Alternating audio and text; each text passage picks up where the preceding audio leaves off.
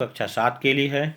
इसके पूर्व के वीडियो में मैंने क्रमशः सभी पाठों के पाठ वर्णन को वीडियो के रूप में डाला है, जो वर्णन विस्तृत रूप में संस्कृत तथा उसके हिंदी अनुवाद के साथ में है। तत्पश्चात आपके पाठ्यक्रम पर आधारित संस्कृत व्याकरण का भी जो आपके सिलेबस से संबंधित यानी कि जो भी टॉपिक है वो सारे टॉपिक वीडियो के रूप में ऑलरेडी मैंने यूट्यूब पर डाला हुआ है। तो इस बुक के जो प्रश्नोत्तर हैं उन प्रश्नोत्तरों को आज हम लोग पढ़ेंगे और उसके उत्तर के साथ में देखेंगे। तो उसे ध्यान से देखें और अपने पुस्तक को सामने में रखेंगे या अपनी उत्तर पुस्तिका में उसे लिखेंगे या अपनी सुविधा के अनुसार से उसे बनाएंगे। इसमें पहला पाठ है जो है वह नीति श्लोका। इसमें कुछ श्लोक दिए गए हैं। इन सभी श्लोकों को जो है अपने अभ्यास पुस्तिका में भावार्थ के साथ में जो भावार्थ मैंने उसमें बतलाया था उसके अनुसार से उसे लिखें और वीडियो को सुने, उच्चारण करें साथ में तथा भावार्थों को लिखकर याद करें। यह आपके आने वाली परीक्षाओं में पूछा जाएगा। इसके पश्चात प्रश्नोत्तर हैं। तो पहला प्रश्नोत्तर है विकल्पेभ्यः समुचितम उत्तरम चिनुत, जो इस पाठ का दूसरा श्लोक है, यानी यह श्लोक। इस श्लोक से संबंधित कुछ प्रश्न यहाँ पर दिए गए हैं। तो पहला प्रश्न है वह उत्तर के साथ में इस प्रकार से है। नीति निपुणाः किम कुर्वन्तु। इसमें उचित उत्तर होगा निंदन्तु। तो उसके सामने इस प्रकार से निंदन्तु लिखना है। के निंदन्तु स्तुवन्तु वा, तो नीतिज्ञाः उसके सामने में उचित उत्तर के रूप में नीतिज्ञाः लिखेंगे। धीराः कस्य पथं न त्यजन्ति, तो कस्य के स्थान पर लिखना है, तो इसलिए न्यायस्य, इसमें उचित उत्तर न्यायस्य होगा। तो न्यायस्य को उसके सामने में लिखेंगे। अद्य एव अस्य विपरीतार्थकम पदम किम, तो इसमें उचित उत्तर होगा युगांतरे। तो युगांतरे को उसके सामने में लिखेंगे।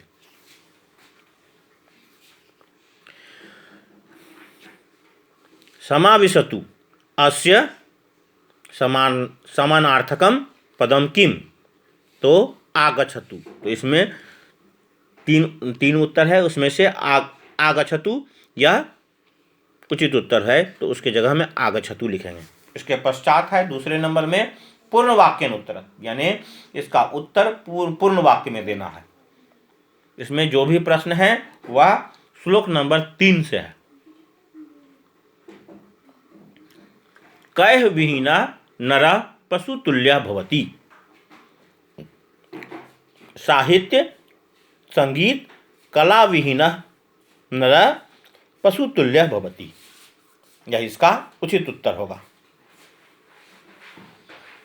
सः नरः किं न खादन् जीवति, सः नरः तृणं न खादन् जीवति, यह इसका उचित उत्तर होगा। इसके बाद ग नंबर, सः तृणं न खादति अस्मिन् केषां सौभाग्यं भवति, तो इसका उत्तर होगा अस्मिन् साहित्य संगीत कला विहीनस्य नरस्य सौभाग्यं भवति।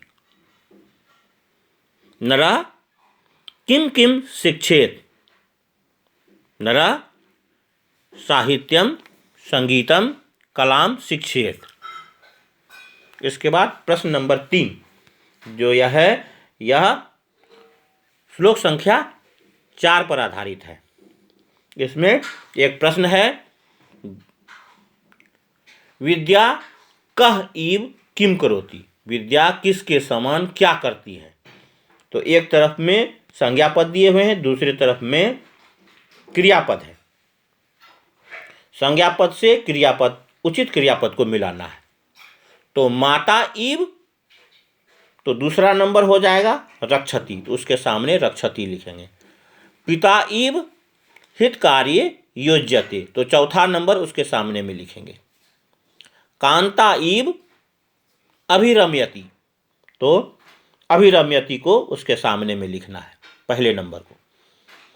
कल्पलता इव सर्वम साधयति, तो सर्वम साधयति को उसके सामने में लिखना है, यानी तीसरे नंबर को। प्रश्न संख्या 4 में अधोलिखितम अन्वयम समुचित पदय पूर्यत, तो प्रश्न इस प्रकार से रहता है और नंबर दिया हुआ है, पहला, दूसरा, तीसरा, चौथा, पांचवा। तो जितने भी कोष्टक खाली हैं उन सारे कोष्टकों में उचित शब्दों से उसे भरना है। वह इस प्रकार से होगा। येषां विद्या नो, तपः नो, दानम नो, तो पहले में हो जाएगा विद्या, दूसरे में हो जाएगा दानम। ज्ञानम नो, शीलम नो, गुणः नो, धर्मः च नो भवति।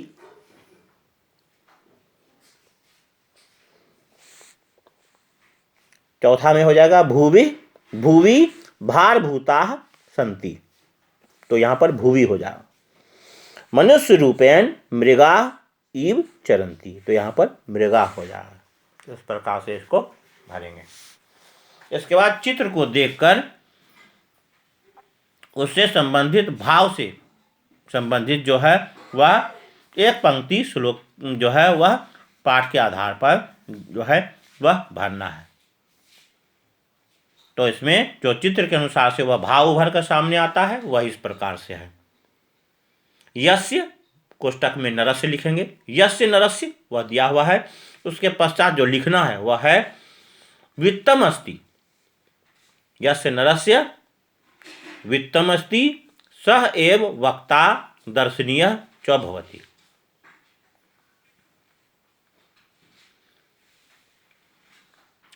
इसके बाद दूसरा नंबर है वह उस चित्र के आधार पर जो भाव स्पष्ट होता है तो होगा विद्या कल्पलता इव सर्वाणि कार्याणि साधयति।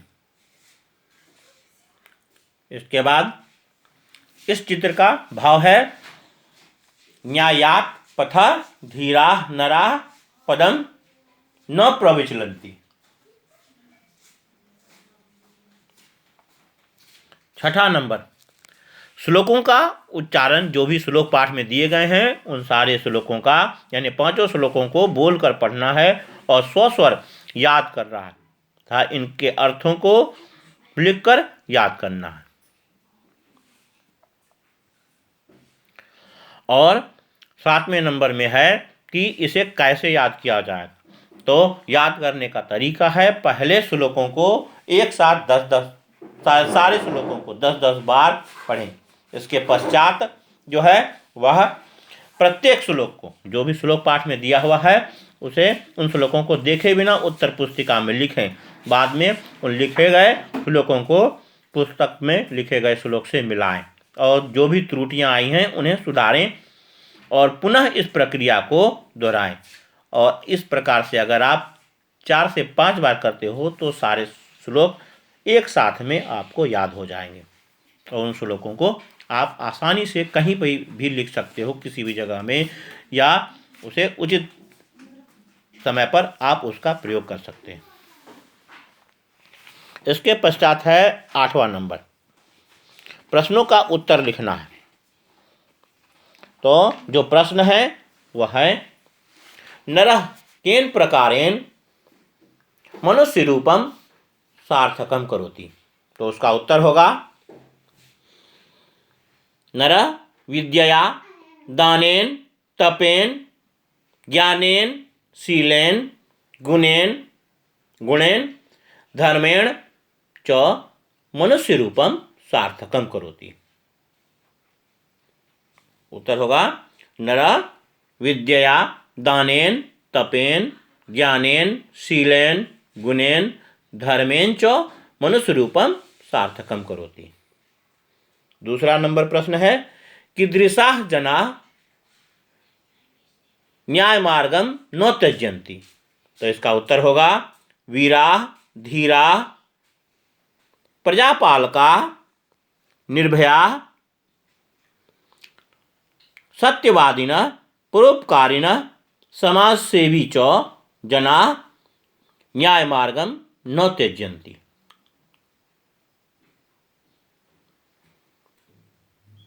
तो यह थे इस पाठ के प्रश्नोत्तर। इन्हें लिखें और बोलकर पढ़ें। हाँ, सभी प्रकार के प्रश्नोत्तरों को लिखकर याद करें,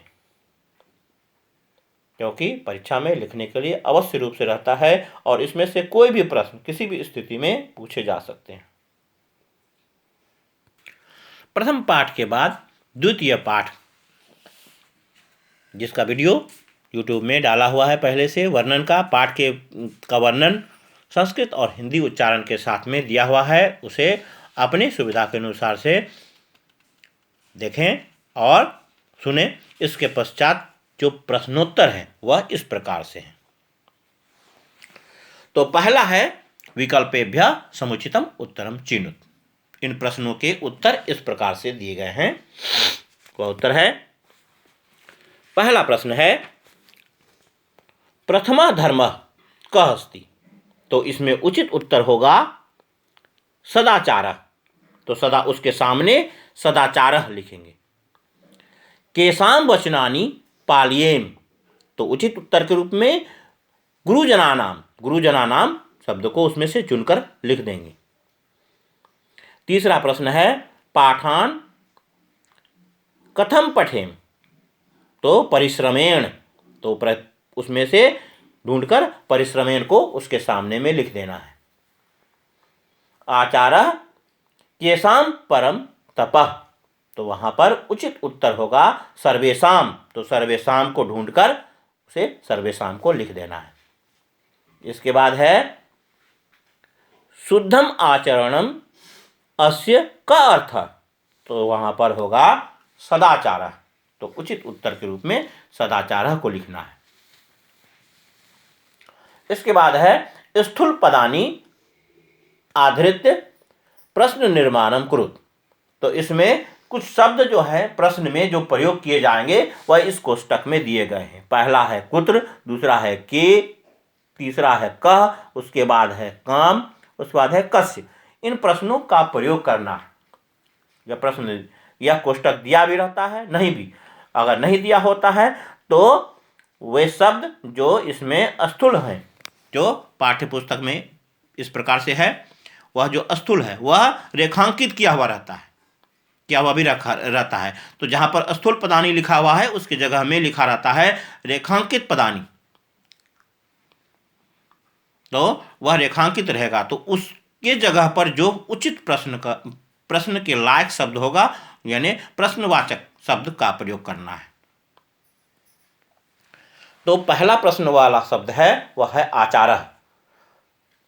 और पंक्ति इस प्रकार से है आचारः उत्तमम ज्ञानम अस्ति। तो आचारः की जगह प्रश्न बनाना है तो उसके स्थान पर आचारः की जगह पर लिखेंगे कः उत्तमम ज्ञानम अस्ति। अद्य कक्षायां श्लोक पाठः अस्ति।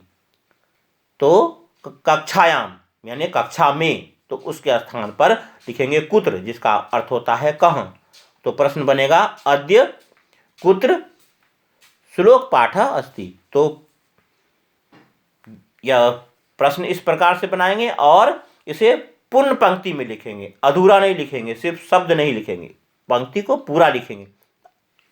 पहला पंक्ति होगा कः उत्तमम ज्ञानम अस्ति, दूसरा होगा अद्य कुत्र श्लोक पाठः अस्ति, तीसरा जो पंक्ति होगा वह होगा श्लोकस्य के जगह में कस्य का प्रयोग करना है और वह लिखेंगे अहम कस्य अर्थम जानामि। तो प्रश्न इस प्रकार से बन जाएगा। चौथा प्रश्न होगा छात्र जो है वह छात्राः के जगह पे लगाना है। तो वह प्रश्न होगा के गुरुजनान नमन्तु। तो छात्राः के जगह पर के हो जाएगा और बाकी जो है शब्द वह रिपीट हो जाएंगे। इसके बाद में लिखना है सर्वे अध्यापिकाम नमन्ति। तो इसमें अध्यापिकाम के जगह में प्रश्नवाचक शब्द लगाना है। तो किम धातु स्त्रीलिंग में जो है वह द्वितीय विभक्ति एक वचन में काम शब्द होता है, वह काम शब्द यहाँ पर प्रयोग किया जाएगा। तो सर्वे काम नमन्ति। इसके पश्चात तीसरा नंबर है, इसमें अधोलिखित वाक्यानि का कम कथ्यति, यानी नीचे में जो लिखी गई पंक्तियां हैं इसमें वक्ता कौन है और श्रोता कौन है यह लिखना है। तो वक्ता के साथ में वक्ता यानी की जगह में कह लिखा हुआ रहता है और श्रोता के जगह कम, और साथ में कोष्टक में दिया भी रहता है वक्ता और श्रोता। तो वक्ता के साथ साथ में जो लिखना है वह है, तो जो बोल रहा है और जो सुन रहा है। कहते हैं हे देव अस्मभ्यम सद्बुद्धिम यक्ष,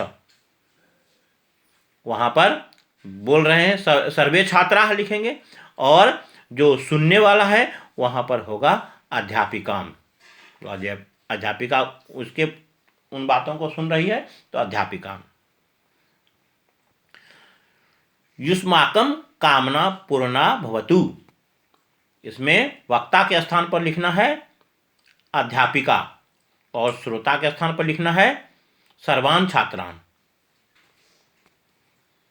इसके बाद है वयम देशस्य गौरवम रक्षामः, वयम देशस्य गौरवम रक्षाम। तो इसमें होगा वक्ता के जगह पर सर्वे छात्रा और श्रोता के जगह पर होगा अध्यापिकाम। अध्यापिका ना लिख के अध्यापिकाम लिखना है क्योंकि द्वितीय विभक्ति में होगा। अध्यापिका प्रविशति ताम नमामः, इस बात को विजय कहता है इसलिए वक्ता के जगह पर होगा विजय और श्रोता के जगह पर होगा सर्वान छात्रान, यानी सभी को कहता है, इन लोगों को वह श्रोता हुए। सखी श्लोकम स्मरसि किम, यह सुलेखा कहती है इसलिए वक्ता के जगह पर सुलेखा होगा, पाठ में दिया हुआ है सुलेखा का नाम है तो सुलेखा, और कहती है सुनीता को तो सुनीताम। इसके बाद चौथा नंबर जो है वह है श्लोकम उच्चारणम कुरुत। तो यह स्वयं से पढ़ना है और याद करना है। तो जो भी श्लोक इस पाठ में दिए गए हैं उन श्लोकों को बोलकर पढ़ना है। 2 श्लोक है और दोनों श्लोकों को उसके पश्चात अन्वय दिया हुआ है, अन्वय के अनुसार से उसके अर्थों को भी समझ सकते हैं, उसका जो हिंदी अनुवाद होगा वह होता है और मैंने उसमें बतलाया भी था। तो उसे आप उसके भावार्थ के साथ में उन श्लोकों को याद करेंगे, यह भी परीक्षा में पूछा जाता है। इसके बाद है चित्र के आधार पर। तो इसमें 3 चित्र दिए गए हैं, इन तीनों चित्रों के आधार पर कुछ पंक्तियां लिखनी है। उन चित्र को देखकर समान भाव पंक्ति लिखना है। तो पहले चित्र को देखकर जो भाव उभर कर सामने आते हैं वह है माता पितरौ नमन्तु, पहली पंक्ति होगी, और उसके नीचे जो दूसरी पंक्ति होगी वह है तयोः, या तयोः के जगह पर माता पितरोः, माता पितरोः भी लिख सकते हैं, या तयोः, तयोः आज्ञाम पालयन्तु। इसके बाद है दूसरा, जिसमें एक बच्चा बेड पर बैठा हुआ है और 2 बच्चे अगल बगल दिखाए गए हैं। तो इसमें है पीड़ितानाम सेवाम कुरुत, तेसाम यानी पीड़ितानाम, तो उसके जगह पर तेसाम भी लिख सकते हैं, तेसाम प्राथमिकोपचारम कुरुत। तो तेसाम लिखने के बाद में प्राथमिकोपचारम कुरुत लिखना है, या पीड़िता नाम भी लिख सकते हैं। तो पीड़िता नाम प्राथमिकोपचारणम कुरुत, क्योंकि पीड़िता नाम पुस्तक में भी दिया हुआ है तो उसके अनुसार से पीड़िता नाम को भी रिपीट कर सकते हैं। उसके बाद है गुरुजनान नमन्तु, गुरु को प्रणाम करता हुआ बच्चा दिखलाया गया है, शिक्षिका को प्रणाम कर रहा है। तो गुरुजनान नमन्तु, तेषाम यानी गुरुजनानां वचनानि पालयन्तु। तो इस प्रकार से इसे लिखेंगे। इसे अच्छी तरह से लिखकर याद करेंगे, क्योंकि वह चित्र के स्थान पर भी कभी कभी वह प्रश्नोत्तर दिया रहता है। उसके पश्चात जो छठा नंबर है वह है समानार्थकम पदम मेलयत। समानार्थक पद के साथ उसे मिलाना है। तो सदाचार, सदाचार का मतलब होता है शुद्धम आचरणम। तो तीसरा नंबर उसका सही अर्थ होगा, उसके यानी उसके सामने में उसको समानार्थक शब्द को लिख देना है। पीड़िता नाम, पीड़िता नाम के सामने में लिखेंगे दीना नाम, क्योंकि इसमें से उचित शब्द जो है वह दीना नाम ही है। तो चौथा नंबर उसके सामने में होगा। उसके बाद है विद्वान, विद्वान है पांचवा नंबर, वह विद्यावान के सामने में आएगा। तो विद्यावान के सामने में पांचवा नंबर विद्वान आ जाएगा। यशस्वी के सामने में कीर्तिमान,